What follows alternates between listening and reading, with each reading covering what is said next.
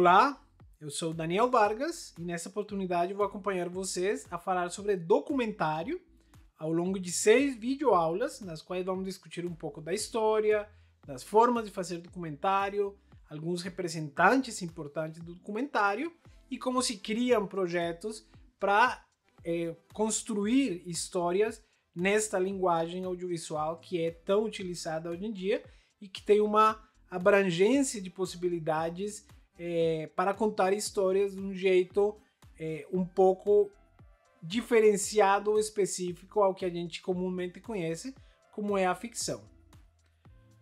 Para isto, a gente precisa entender que o cinema como um todo ele começou ou veio da fotografia, né? A fotografia como uma linguagem, digamos, muito próxima, parente do documentário. A fotografia evoluiu ao ponto de se transformar em fotografia em movimento, né? A gente pode partir de um teórico muito conhecido como o Edward Muybridge, um cara que na Universidade de Stanford começou a experimentar com aquele famoso teste do cavalo correndo e vendo, basicamente querendo responder uma pergunta, e era se o cavalo ficava em algum momento com seus 4 patas suspensas completamente no ar. E foi assim como, a partir de dispositivos, né, ele fez 24 fotogramas, 24 fotografias ou frames, como a gente conhece, e descobriu que realmente sim, o cavalo ficava em algum momento com suas 4 patas no ar, sem saber que estava dando início à fotografia em movimento, ao que posteriormente se tornou em cinema, né? Então vale lembrar que essa iniciativa a partir da fotografia, né, da manipulação da imagem, da construção de uma imagem gravada numa superfície, que foi o que a fotografia ao longo da sua história, enquanto ela foi surgindo, se preocupou em criar, em fixar essa imagem no fundo, né, em trazer a realidade do mundo para alguma superfície através dos processos da luz, né, da câmera, do objeto e do fotógrafo, né, que são os principais elementos que compõem a fotografia, construiu esse processo de fotografia em movimento e daria início ao que a gente conhece como cinema. Mas o documentário, ele tem um ponto muito polêmico no início da história do cinema, pois todo mundo fala das primeiras imagens feitas com uma certa linguagem documental,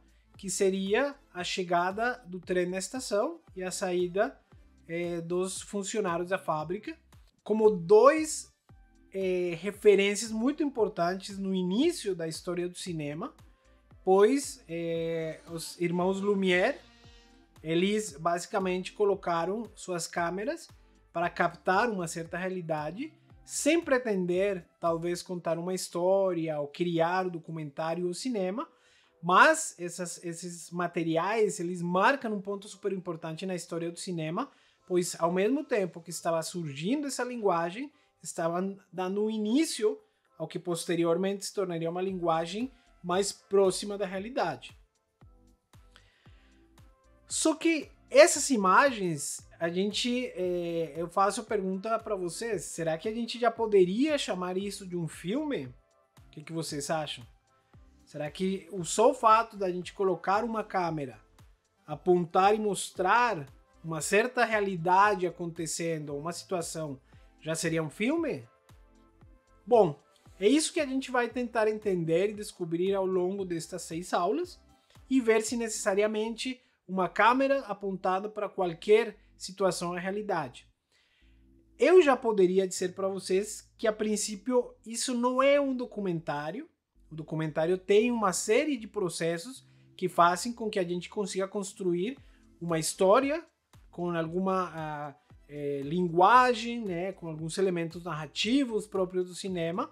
A gente entende que isso seria basicamente imagem de registro, né, como a câmera que está aqui à frente meu gravando, ela está fazendo um registro. Isso não quer dizer que necessariamente é um filme, é simplesmente uma câmera ligada registrando alguma realidade. E já que falamos de realidade, vai ser um dos temas que posteriormente a gente vai abordar, pois existe uma polêmica muito profunda entre o que seria a realidade e verdade também, né? São temas que aparentemente são muito próximos, mas não necessariamente. E o que pode ser real para mim, não necessariamente é real para vocês. Ou, enfim, o que eu quero dizer com isso é que a realidade é muito relativa. A partir de quem está olhando para essa realidade, de que forma e que recorte está fazendo essa realidade. Por exemplo, aqui o enquadramento que está em mim, ele já tem uns recortes específicos e isso já é um filtro para uma certa realidade, né? Tem inclusive quem discorda um pouco de que documentário é o cinema do real, que vamos retratar uma realidade. Eles, inclusive, alguns teóricos falam que documentário é mais uma ficção justamente pelo fato da imagem já ser filtrada através do olhar de um cineasta, de uma pessoa na frente da câmera, da própria câmera. Todos são escolhas que vão a criar uma forma de perceber o que está na frente da câmera. Isso pode ser ficcional, pode ser documental, pode ser uma reportagem, pode ser uma fotografia também, né? Então a gente vai começar a discutir isso ao longo desses 6 capítulos. Quando falamos na história do documentário, existem 2 momentos básicos, tá? O primeiro seria o documentário clássico, onde ele começou a se distanciar um pouco da ficção, que ele acontece desde o início do cinema, ali em 1900 mais ou menos, né, na virada do século, e vai até mais ou menos 1960, mas vamos falar dessa primeira fase. Pois a gente tem alguns teóricos, alguns movimentos que são os precursores desse documentário clássico. Um dos caras mais importantes, que foi o primeiro que falou na palavra documentário como tal, é o John Grierson. Ele, vindo da Escola Britânica de Documentários e trabalhando muito com documentários como formas jornalísticas ou noticiosas de contar uma história, ele começou a se aproximar de formas narrativas que pretendiam contar alguma realidade e utilizou essa linguagem, então, de uma forma específica na busca de um tratamento criativo da realidade. Então ele falava que o documentário seria uma forma criativa de mostrar a realidade que a gente tem na nossa frente. Esse seria o primeiro conceito que a gente tem quando fala em documentário. Eu gosto muito de começar com esse conceito do tratamento criativo da realidade para entender como o cinema documental é visto, pois diferenciando o cinema documentário do cinema ficcional, ele tem uns elementos diferentes narrativos, ele se comporta de forma diferente, ele tem uma proximidade com certa realidade diferente da ficção, em que geralmente a gente já vem com elementos prontos para ser filmado, já temos um roteiro, cenas definidas, atores, uma história, e muitas vezes no documentário não. Então eu tenho que justamente tentar criativamente contar essa história, mas sem fugir dos elementos básicos dos processos audiovisuais, né, de pré-produção, produção, pós-produção, de ter um roteiro, de ter personagens, né, de ter um cenário, né, aquela relação tempo-espaço que a gente tem na ficção, também acontece no documentário, só que de uma forma criativa que olha para a realidade de forma diferente. O John Grierson, basicamente, vindo dessa escola britânica de documentários, ele falava na notícia filmada, né? Então, o documentário, inicialmente, ele foi muito utilizado como um elemento jornalístico para contar notícias e também para retratar a história, né? Para mostrar aspectos que nunca ninguém tinha mostrado antes. Desta forma, por exemplo, temos material da Primeira Guerra Mundial, da primeira parte do século, que era simplesmente colocar uma câmera e mostrar como aconteciam os fatos, um pouco seguindo esses primeiros passos dos irmãos Lumière de colocar uma câmera e registrar. Então o documentário durante muito tempo foi isso, né? mas ele foi tomando corpo, ele foi se construindo a partir de outros cineastas que começaram a entender essa forma de cinema como uma forma possível de contar histórias. Nesse caminho, encontramos talvez o que é conhecido como um dos filmes iniciais do cinema documentário, e seria Nanook o Esquimo, o Nanook of the North, como conhecemos, uma obra do Robert Flaherty, um cara que tentou representar a realidade a partir da história dos esquimós e como era seu jeito de viver, de caça, de dormir, enfim, ele representou e mostrou essa vida, né, desses esquimós de uma forma um pouco antropológica, né? Mas embora essa seja uma referência inicial do documentário, ele deu uma grande frustrada em muitas pessoas, porque depois ficamos sabendo que ele dirigiu, que ele manipulou algumas cenas, né? Tem uma cena que os esquimós não utilizavam armas, e ele colocou uma arma na mão para mostrar que eles caçavam desse jeito, então ele manipulou a realidade, mas mesmo assim, a forma em que ele abordou a história já era diferente das formas ficcionais que se tinha, né?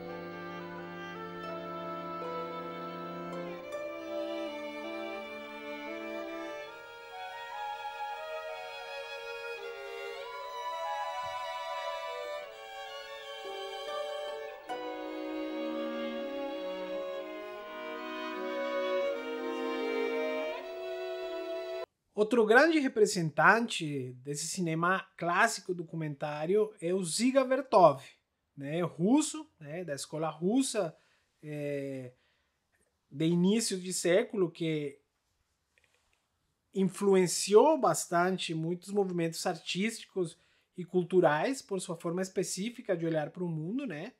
Então o Dziga Vertov tem um documentário muito conhecido, muito famoso e muito importante, que é O Homem com a Câmera, O Homem com uma Câmera de Filmar, e é um ensaio documental, pois ele narra a partir do seu ponto de vista como seria a vida de um cinegrafista percorrendo as ruas da cidade e registrando uma certa realidade, né?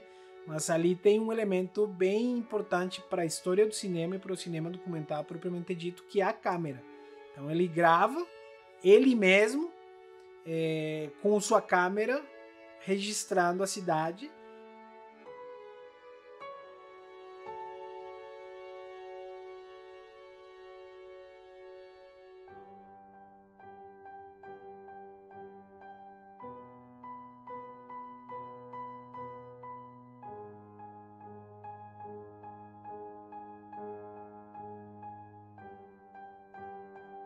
Ao mesmo tempo que a ficção começou a adquirir e a construir sua própria forma narrativa, né?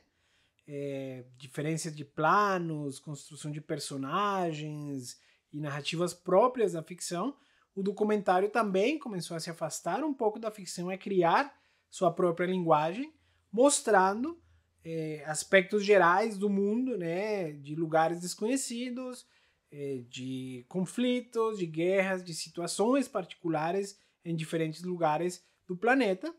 E é assim que ali por 1933 a gente chega num filme também muito importante que se chama Terra Sem Pão, do Luis Buñuel, onde ele retrata de uma forma muito crua e muito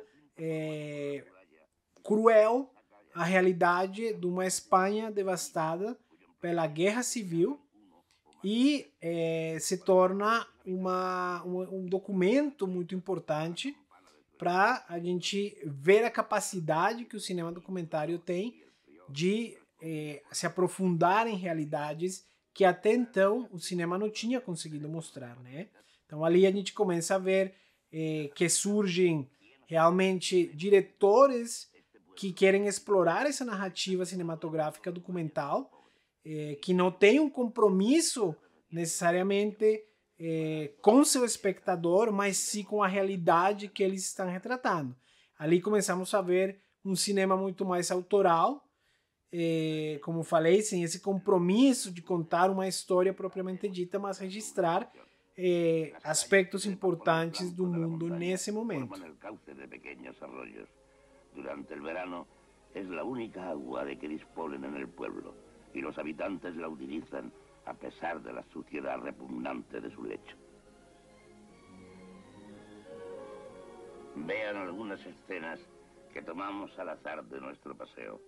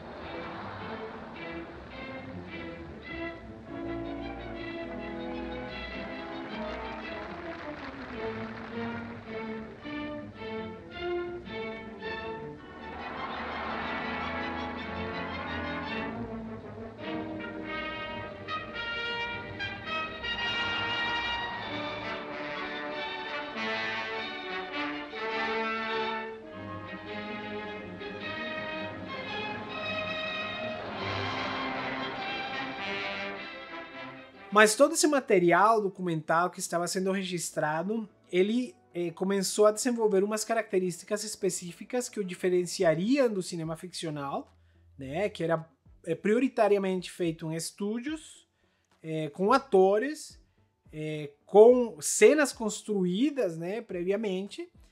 Nessa diferença, o documentário começou a trabalhar sem atores profissionais propriamente ditos, sem um estúdio pré-criado para alguma cena, como fazia a ficção, e com ferramentas muito mais naturais, vamos dizer assim, como uma luz natural, né?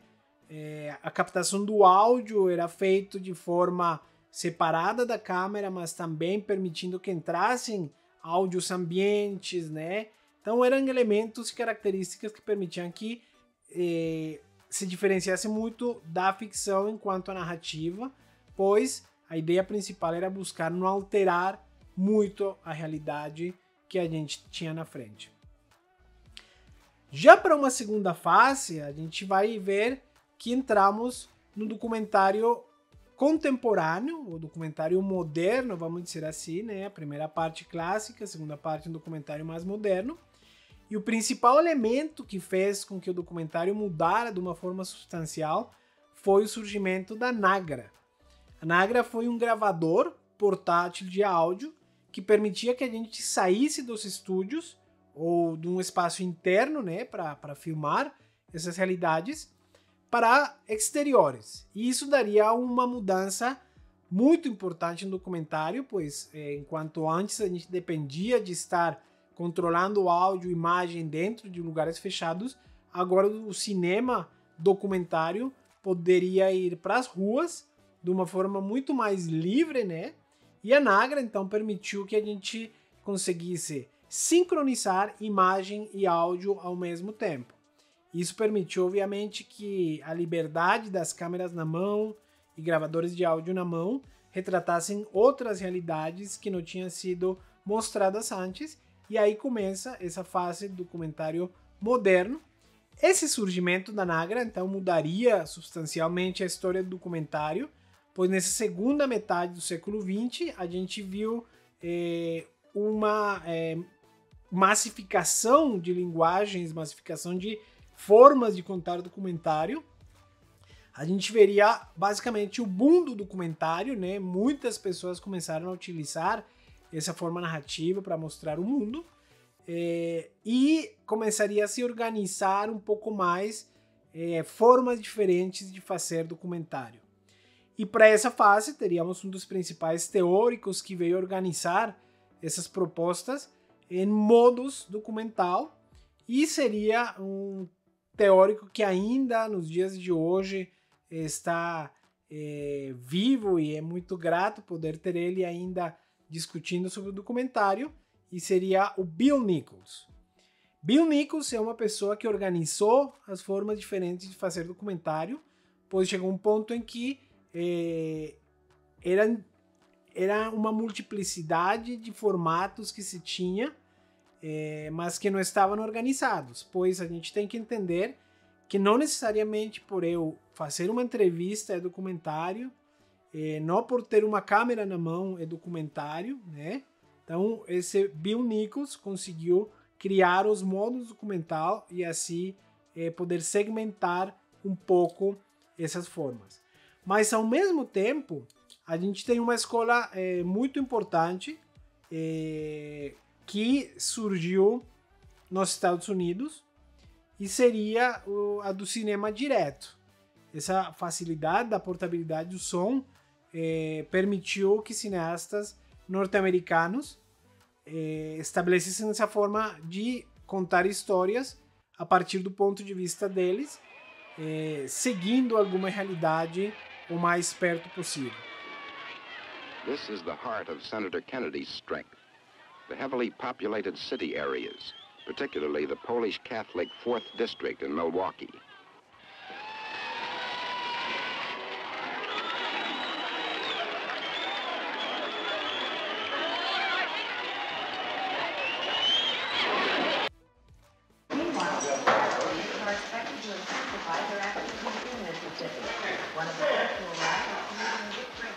Oh, I know there's something wrong with it. I wouldn't do things like that.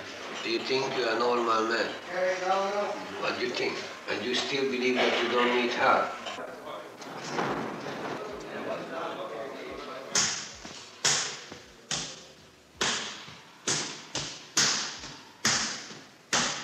E ao mesmo tempo na Europa a gente tinha neorrealismo italiano, que utilizava elementos ficcionais também, mas com uma linguagem muito mais real.